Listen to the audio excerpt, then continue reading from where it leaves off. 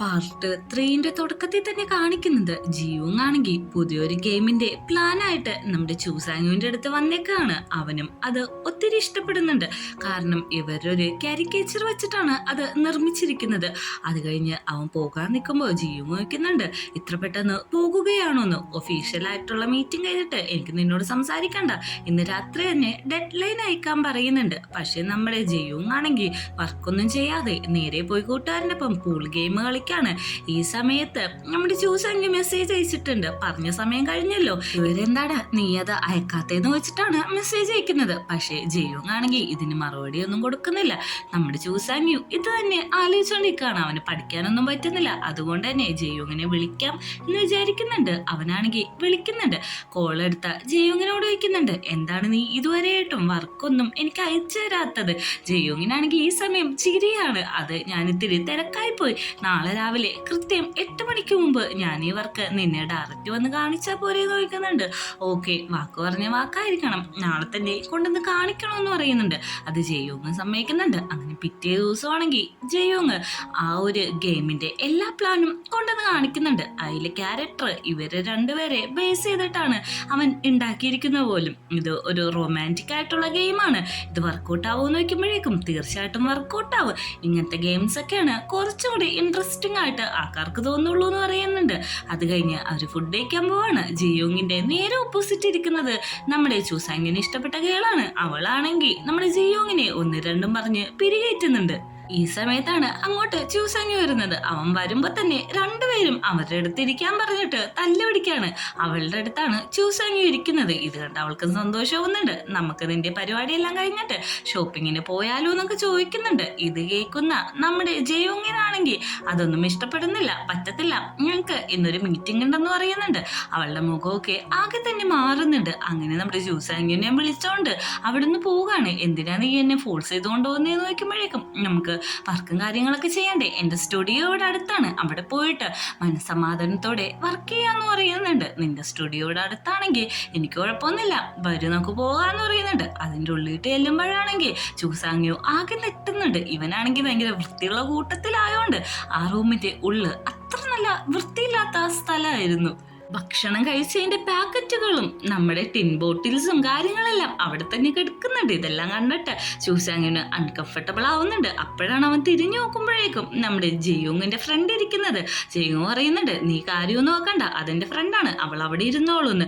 പെട്ടെന്ന് തന്നെ അവന്റെ ടേബിളിലേക്ക് നോക്കുമ്പോൾ അവിടെയും കുറെ ഫുഡ് വേസ്റ്റും കാര്യങ്ങളൊക്കെ കാണുന്നുണ്ട്. നമ്മുടെ ചൂസാങ്ങി ആണെങ്കിൽ ജയോങ്ങിനോട് ആദ്യം ഇതൊക്കെ ക്ലീൻ ആക്കുക, എന്നിട്ട് നമുക്ക് വർക്ക് ചെയ്യാന്ന് പറയുന്നുണ്ട്. ഇതിപ്പോ തന്നെ ക്ലീൻ ആക്കണമെന്ന് വെക്കുമ്പോഴേക്കും ഇപ്പൊ തന്നെ ക്ലീൻ ആക്കണമെന്ന് പറയുന്നുണ്ട്. പാവൻ ചെക്കൻ അവിടെയെല്ലാം തൂത്തും തുടച്ചും വൃത്തിയാക്കുന്നുണ്ട്. വൃത്തിയാക്കിയൊക്കെ കഴിഞ്ഞിട്ട് ഇനി നമുക്ക് ഗെയിം സ്റ്റാർട്ട് ചെയ്താലോ എന്ന് നോക്കുന്നുണ്ട്. അവര് പ്രിപ്പയർ ചെയ്ത മോഡൽസും കാര്യങ്ങളൊക്കെ കാണിക്കുന്നുണ്ട്. പോരായ്മകളെല്ലാം അവിടെ വെച്ച് തന്നെ എഡിറ്റ് ചെയ്ത് നന്നാക്കുന്നുണ്ട്. അപ്പോഴേക്കും നമ്മുടെ ജയോങ്ങിന്റെ ഫ്രണ്ട് ചോദിക്കുകയാണ്, അതെ നിങ്ങൾ മാത്രമല്ല ഞാനും ഇവിടെ ഉണ്ട്, എന്നോട് മിണ്ടാന്ന്. അപ്പോഴേക്കും അവൻ പറയാണ്, നിനക്ക് നല്ലത് ഹെഡ്സെറ്റ് ആയിരിക്കുന്നു. ഇത് കേൾക്കുന്ന നമ്മുടെ ജയോങ്ങും ചിരിക്കുന്നുണ്ട്. ജയോങ്ങിന് മനസ്സിലാവുന്നുണ്ട് ചൂസാങ്യുവിന് അവളായിട്ട് കമ്പനി വെക്കാൻ താല്പര്യമില്ലെന്ന്. അതുകൊണ്ട് അവൻ പറഞ്ഞ പോലെ ഹെഡ്സെറ്റ് അവൾക്കൊന്ന് വെച്ചു കൊടുക്കാണ്. അങ്ങനെ രാത്രി തിരിച്ചു പോകുന്ന സമയത്ത് നമ്മുടെ ചൂസാങ്യു വഹിക്കുന്നുണ്ട്. ഇങ്ങനെ റൊമാൻറ്റിക് ആയിട്ടുള്ള കാര്യങ്ങളൊക്കെ നടക്കുമ്പോഴേക്കും അത് ഇൻട്രസ്റ്റിംഗ് ആയിരിക്കുമെന്ന്. തീർച്ചയായിട്ടും ആണെന്ന് പറയുന്നുണ്ട്. പിറ്റേ ദിവസം അവര് ഇതേപോലെ തന്നെ വർക്ക് ചെയ്യുന്നുണ്ട്. വർക്ക് ചെയ്തതിന് ശേഷം നമ്മുടെ ജിയോങ് ആണെങ്കിൽ അത് സേവ് ചെയ്യുന്നതിന് പകരം ഡിലീറ്റ് ചെയ്ത് കളയാണ്. എനിക്ക് ആകെ തലവേദന എടുക്കുന്നു, കുറച്ചു നേരം ഉറങ്ങിയിട്ട് ഞാൻ വർക്ക് ചെയ്തോളാം, നീ കുറച്ചു നേരം കഴിയുമ്പോൾ എന്നെ വിളിക്കണമെന്ന് പറഞ്ഞിട്ട് അവനാണെങ്കിൽ അവിടെ പോയി കിടന്ന് റെസ്റ്റ് എടുക്കാണ്. അങ്ങനെ വർക്കെല്ലാം ചെയ്ത് കഴിഞ്ഞിട്ട് നമ്മുടെ ജിയോങ്ങിന്റെ പാർട്ട് ടൈം ജോബ് ചെയ്യുന്ന സ്ഥലത്തേക്കാണ് ചൂസാങ്യുവിനെയും കൂട്ടിക്കൊണ്ടു പോകുന്നത്. ഇന്നിവിടെ എന്താ ആരും ഇല്ലാത്തതെന്ന് നോക്കുമ്പോഴേക്കും നിന്റെ ഓണർ നാട്ടിൽ പോയേക്കാണ്, നമ്മൾ മാത്രമേ ഉള്ളൂ, നിനക്ക് കഴിക്കാൻ എന്തെങ്കിലും വേണോന്ന് ചോദിക്കുന്നുണ്ട്. എനിക്ക് വേണ്ട. ജിയോങ് ആണെങ്കിൽ ചൂസാങ്യുവിനെ തന്നെ നോക്കിക്കൊണ്ട് ചിരിച്ചോണ്ടിരിക്കാണ്. അപ്പോഴാണ് ഒരു ഫ്ലാഷ് ബാക്ക് കാണുന്നത്. അതായത് നമ്മുടെ ജിയോങ് കിടന്നുറങ്ങിക്കൊണ്ടിരിക്കുന്ന സമയത്ത് ചൂസാങ്യോ അടുത്ത് വന്നായിരുന്നു. അവനാണെങ്കിൽ അവന്റെ കണ്ണുകളിലേക്ക് നോക്കിയിട്ട് കുറച്ചു നേരം കഴിഞ്ഞിട്ട് നമ്മുടെ ജിയോങ്ങിനെ പിടിച്ചങ്ങ് കിസ് ചെയ്യാണ്. പെട്ടെന്ന് തന്നെ അവൻ അവിടുന്ന് ഓടിപ്പോകുന്നുണ്ട്. പക്ഷെ ജിയോങ് ആണെങ്കിൽ ഈ സമയം ഉറങ്ങിയിട്ടൊന്നും ഉണ്ടായില്ല. അവൻ ഇത് കണ്ട് ഒന്ന് മനസ്സിൽ സന്തോഷിക്കുന്നുണ്ട്. പെട്ടെന്ന് അവൻ ചോദിക്കുന്നുണ്ട്, നീ എന്നെ ഉറക്കത്തിൽ എന്തെങ്കിലും ചെയ്തായിരുന്നോ എന്ന്. പെട്ടെന്ന് തന്നെ ചൂസാങ്യോ നെട്ടാണ്, ഞാൻ എന്തെങ്കിലും ചെയ്ത എന്തായിരുന്നോ നീ എന്നെ കിസ് ചെയ്തില്ലേ? സത്യം പറ, ഞാൻ അറിഞ്ഞായിരുന്നു നിനക്ക് എന്നെ ഇഷ്ടമാണ്. നീ നിന്റെ ഹാർട്ടിനെ എത്ര പ്രാവശ്യമാണോ ഒളിക്കാന്ന് പറഞ്ഞിട്ട് നമ്മുടെ ജെയ്യോങ് ചൂസാങ്ങിനെ പിടിച്ചങ്ങ് കിസ് ചെയ്യാണ്. പെട്ടെന്ന് തന്നെ അവൻ തട്ടി മാറ്റിയിട്ട് പറയാണ്, ഇതൊക്കെ ഒരു ബയോളജിക്കൽ പ്രോബ്ലം ആണ്, ശരിക്കും നമുക്കൊന്നും ഡേറ്റ് ചെയ്യാൻ പറ്റത്തില്ലെന്ന്. ആരാ പറഞ്ഞാൽ നമുക്ക് ഡേറ്റ് ചെയ്യാൻ പറ്റത്തില്ലെന്ന്? ഒരു നോർമൽ ആയിട്ടുള്ള മനുഷ്യനെ പോലെ തന്നെയാണ് നമ്മളും. നമ്മുടെ ഫീലിങ്സ് ഭയങ്കര മോശപ്പെട്ട കാര്യമൊന്നും അല്ലെന്ന് പറഞ്ഞു മനസ്സിലാക്കുന്നുണ്ട്. അതല്ല, എനിക്ക് നിന്നോട് ഇഷ്ടമാണോ എന്ന് കൺഫേം അല്ലെന്ന് തോന്നുന്നു എന്ന് പറയുമ്പോഴേക്കും നിനക്ക് എന്നെ ഇഷ്ടപ്പെടാതിരിക്കാൻ യാതൊരു കാരണമില്ല എന്ന് പറയുമ്പോൾ തന്നെ നമ്മുടെ ചൂസാങ് അവിടെ നിന്ന് ഇറങ്ങി ഓടാണ്. ജെയ്യോങ് വിട്ടുകൊടുക്കാതെ ചൂസാങ്ങിനെ പിന്തുടർന്ന് ആ സ്ട്രീറ്റിലൂടെ എല്ലാം ഓടി അവനെ കണ്ടുപിടിക്കുന്നുണ്ട്. അങ്ങനെ അവനെ ഒരു മതിലിനോട് ചേർത്ത് എടുത്തിട്ട് പറയാണ്, നീ നിന്റെ ഹാർട്ടിനെ മാത്രം കബളിപ്പിക്കരുത്. കാരണം നമ്മുടെ ഹാർട്ട് പറയുന്നത് സത്യസന്ധമായിട്ടുള്ള കാരണമായിരിക്കും. നിനക്ക് എന്നെ ഇഷ്ടമല്ലെങ്കിൽ അങ്ങനെ എന്നെ കരുത്തിയാൽ മതി എന്ന് പറയുന്നുണ്ട്. അങ്ങനെ പിറ്റേ ദിവസം രാവിലെ നമ്മുടെ ചൂസാങ് ആണെങ്കിൽ നേരത്തെ എത്തിയിട്ടുണ്ട്. എന്തുകൊണ്ടാണ് അങ്ങോട്ടേക്ക് നമ്മുടെ ജെയ്യോങ് വരാത്തതെന്ന് അവനറിയില്ല. ഒന്ന് മെസ്സേജ് അയച്ച് നോക്കാന്ന് വിചാരിക്കുന്നുണ്ട്. പക്ഷെ അവൻ അവിടെ തന്നെ കിടക്കാണ്. ഇതേ സമയം ചൂസാങ്ങിയും ലൈബ്രറിയിൽ സങ്കടപ്പെട്ട് തന്നെ കിടക്കാണ്. കാരണം തലേ ദിവസം പറഞ്ഞ വാക്കുകൾ അവന്റെ മനസ്സിലുണ്ടല്ലോ. പെട്ടെന്നാണ് അങ്ങോട്ടേക്ക് ഇവരുടെ റൂംമേറ്റ് കയറി വരുന്നത്. അവനാണെങ്കിൽ ഭയങ്കര സങ്കടപ്പെട്ടാണ്.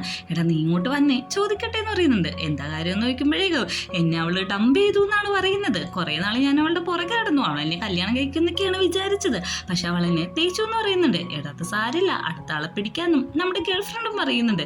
അങ്ങനെ നമ്മുടെ ചൂസാങ്ങോ ആണെങ്കിൽ ജിയോങ്ങിനും തപ്പി അവർ സ്റ്റുഡിയോ ഇട്ട് വരുന്നുണ്ട്. അവിടെയാണെങ്കിൽ നീ മാത്രമാണ് ഉണ്ടായിരിക്കുന്നുള്ളൂ. അവളോട് നമ്മുടെ ചൂസാങ്ങി ചോദിക്കാണ്, നമ്മുടെ ജിയോങ്ങിന് ടോട്ടൽ എത്ര ഗേൾ ഫ്രണ്ട്സ് ഉണ്ടായിരുന്നു?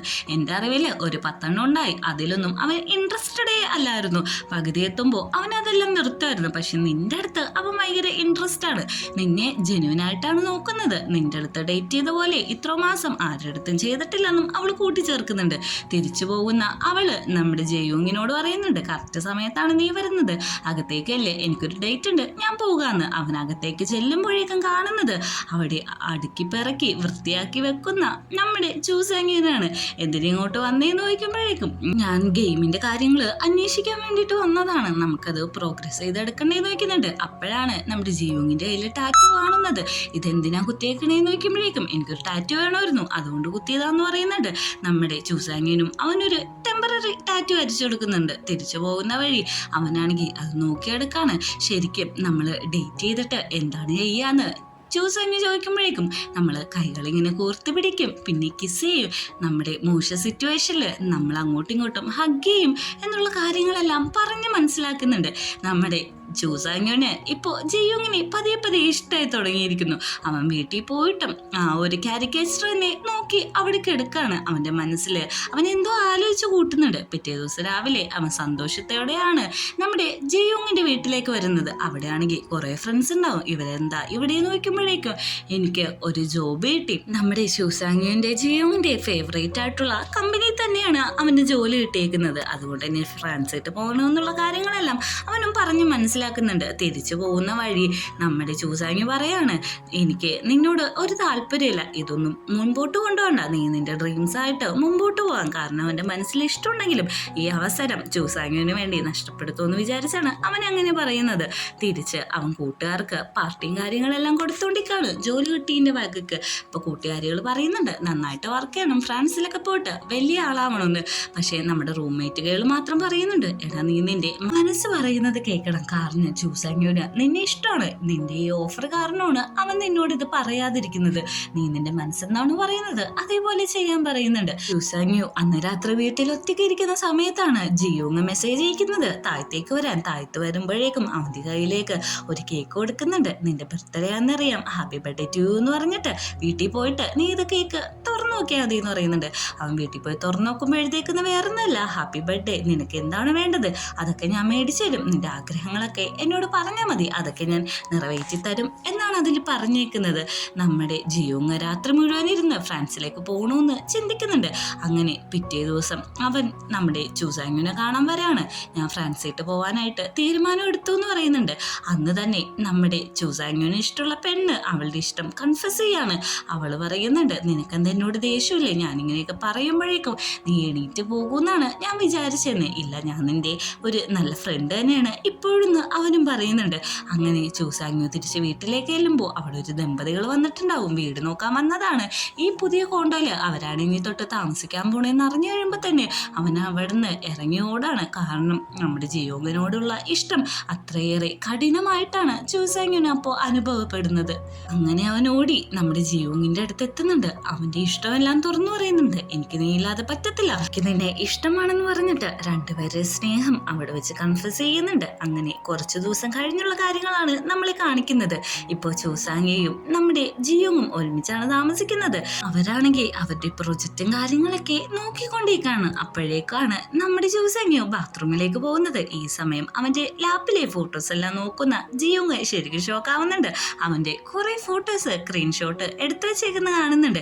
ഇതും പറഞ്ഞ് രണ്ടുപേരും കൂടി ചെറിയ ഫൈറ്റ് ആവുന്നുണ്ട്. നീ അപ്പോ ഞാൻ അറിയാതെ എന്നെ പ്രേമിച്ചോണ്ടിരുന്നല്ലേ എന്ന് പറഞ്ഞിട്ടാണ് ജിയോങ് കളയാക്കിക്കൊണ്ടിരിക്കുന്നത്. പെട്ടെന്ന് തന്നെ അവര് നോക്കുമ്പോൾ അവിടെ ഇരിക്കുന്ന ജിയോങ്ങിന്റെ ലാപ്ടോപ്പിൽ നിന്ന് ഒരു ഒച്ച കേൾക്കുന്നുണ്ട്. അവര് നോക്കുമ്പോൾ ഈ കമ്പ്യൂട്ടറിലുണ്ടായ എററെല്ലാം ക്ലിയർ ആയി എന്ന് പറഞ്ഞിട്ട് ഒരു നോട്ട് കാണിക്കുകയാണ്. ഇതോടെ ഈ സിനിമ അവസാനിക്കുകയാണ്.